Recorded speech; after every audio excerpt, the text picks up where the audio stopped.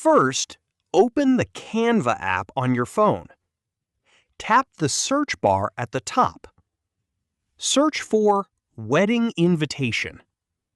You will see many wedding invitation templates. Choose a template that matches your wedding style. Tap on the template to open it. Now you can customize the invitation. First, tap on the text you want to change. Replace the existing names with your names. Then change the wedding date. Add your wedding time and venue details.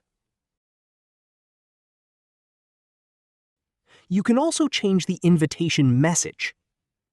To change the font, select the text.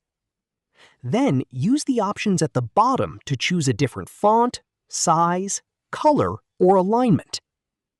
Continue editing the template until your invitation looks the way you want. Once you're happy with the design, tap Share in the top right corner. Select Download. Choose the file format you want. For a digital invitation, PNG or JPEG works well. Then tap Download.